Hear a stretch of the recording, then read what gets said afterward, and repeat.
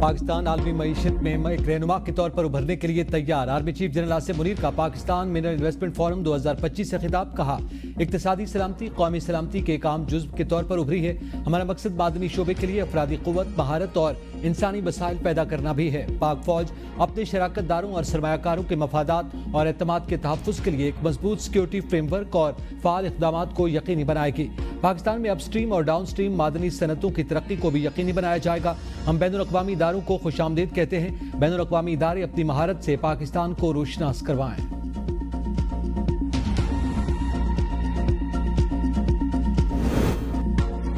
نواز شریف سے crypto currency exchange Dennis کے سابق سی ای او اور بانی چانگ پنگ جاؤ کی ملاقات۔ اختراعی علوم کے ذریعے ترقی کے ویژن کو اپنانے پر اتفاق۔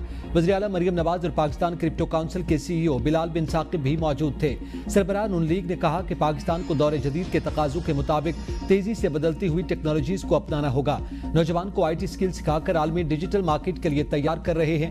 مریم نواز نے کہا کہ پنجاب مستقبل کی ٹیکنالوجیز کو اپنانے کے لیے بالکل تیار ہے۔ ہماری پوری توجہ نالج بیسڈ ٹیکنالوجی پر مرکوز ہے۔ چونگ پنگ جاؤ نے ڈیجیٹل علوم میں پاکستانی نوجوانوں کی صلاحیتوں کو سراہا۔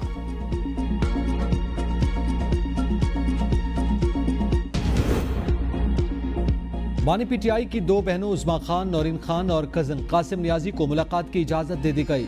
بانی پی ٹی آئی کی فیملی کا علیمہ خان کے بغیر ملاقات سے انکار۔ Chairman P T I barrister Gohar, barrister Ali Zafar, Mubashir Maqsood Awan, Zaheer Abbas, Saleem Imran اور خاتون رہنما رضیہ سلطانہ اڈیالہ جیل کے اندر روانہ ہو گئے۔ بیرسٹر سلمان اکرم راجہ، صدر پی ٹی آئی آزاد کشمیر سردار عبدالقیوم نیازی کو اڈیالہ جیل کے قریب روک لیا گیا۔ ناکے پر پولیس نے طیبہ راجہ سمیت کئی پی ٹی آئی کارکنان کو تحویل میں لے لیا۔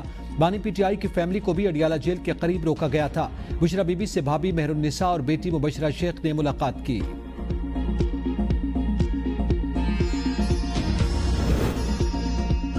کچھ لوگ بانی پی ٹی آئی کی شہرت سے خائف۔ کوئی بھی نہیں چاہتا کہ بانی پی ٹی آئی بات چیت کے لیے تیار ہوں۔ 2022 میں بھی بانی چیئرمین کو ہم نے بات چیت کے لیے مجبور کیا تھا۔ اعظم سواتی کا ایک اور ویڈیو پیغام سامنے آ گیا۔ کہا 2022 سے اب تک بانی چیئرمین نے بات چیت کے دروازے کھلے رکھے۔ مذاکرات کو ڈیل سے تعبیر نہ کیا جائے۔ ہمارا لیڈر ڈرتا ہے، نہ جھکتا ہے اور نہ اس کی طرف سے کوئی ڈیل کر سکتا ہے۔ ہم نے بانی چیئرمین سے کہا کہ وہ قوم کے مستقبل کی خاطر بات چیت کریں۔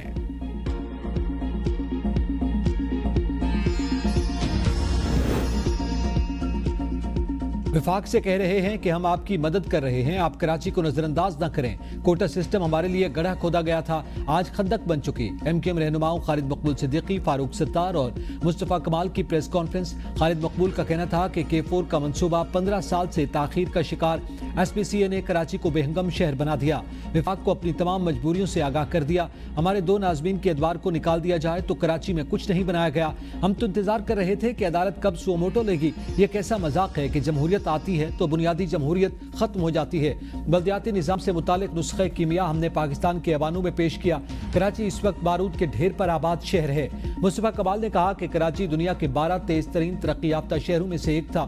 میرے زمانے میں کراچی ترقی یافتہ شہروں میں شامل تھا۔ اس وقت کے چیف جسٹس کہتے تھے کہ کام دیکھنا ہے تو کراچی میں جا کر دیکھو۔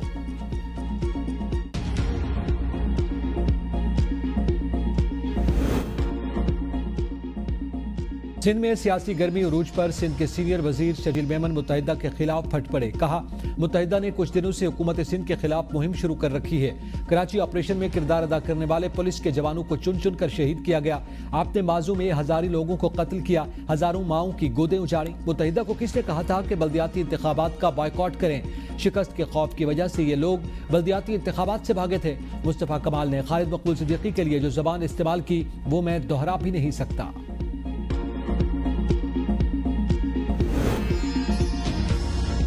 فوجی عدالتوں میں عام شہریوں کا ٹرائل۔ سپریم کورٹ کا آئندہ 2 سماعتوں پر کیس مکمل کرنے کا عندیہ۔ دوران سماعت جسٹس جمال خان مندوخیل نے ریمارکس میں کہا ایک سازش جو ابھی ہوئی نہیں اس پر قانون کا اطلاق کیسے کرنا ہے۔ کرمنل جسٹس سسٹم کو آرٹیکل 175 کی شق 3 کے تحت تحفظ حاصل ہے۔ جب آرٹیکل 8 کی شق 3A کے تحت معاملہ عدالت آ ہی نہیں سکتا تو پھر بات ختم، پھر کیسی اپیل؟ जस्टिस मोहम्मद अली मजहर ने रिमार्क्स दिए, ज़ाब्ता फौजदारी में भी कत्ल और इक़दाम कत्ल की अलग अलग शिक़ें हैं। बुनियादी हुकूक मिलने या न मिलने का मामला या अपील का मामला हमारे सामने है ही नहीं। मैं किसी को अपील का हक नहीं दे रहा। बैनुल अक़वामी तौर पर अपील का हक देने की दलील दी गई। जस्टिस मुसरत हिलाली ने कहा कि एक कन्फ्यूजन है जिस पर एक सवाल पूछना चाहती हूँ, क्या आम कानून साजी करके शहरियों से बुनियादी हुकूक लिए जा सकते हैं? क्या आईनी तरमीम करके सिविलियन का मिलिट्री ट्रायल नहीं होना चाहिए था?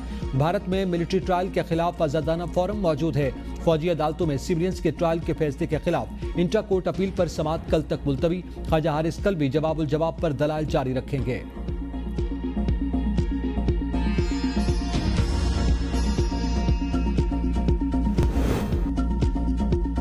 वज़ीर-ए-आला पंजाब मरियम नवाज तुर्क खातून अव्वल की दावत पर तुर्किया का दौरा करेंगी। मरियम नवाज चौथी अनातोलिया डिप्लोमेसी फोरम की 3 रोज़ा तकरीबात में शरीक होंगी। Maryam Nawaz Anatolia diplomacy forum से खिताब करेंगी। उनके एजाज़ में सकाफती तकरीब अनातोलिया भी मुनक़द होगी। अनातोलिया डिप्लोमेसी फोरम में दुनिया भर से सरबराहान मुमलिकत, सफारतकार, राय आमा के लीडर्स और दीगर शख्सियात शरीक होंगी।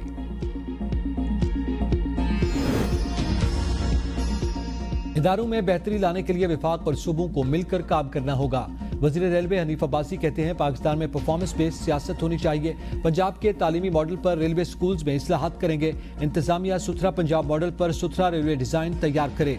हम परफॉर्म करके बताएंगे कि कैसे इदारे तरक्की करते हैं। हुकूमत पंजाब की गवर्नेंस में कारकर्दगी मिसाली है। सिंध में मैट्रिक इम्तिहानात मजाक बन गए। कई पर्चे आउट। बूटी माफिया सोशल मीडिया के जरिए हलशुदा पेपर्स फरोख्त करता रहा। इंतजामिया खामोश रही। सही कसर तुलबा ने मोबाइल पर नकल करके निकाल दी। घोटकी में 10वीं जमात का केमिस्ट्री, टंडो मोहम्मद खान बेनजीराबाद और जैकबाबाद में इंग्लिश, लाड़काना में 9वीं जमात का सिंधी जबान का पर्चा व्हाट्सएप की जीनत बन गया।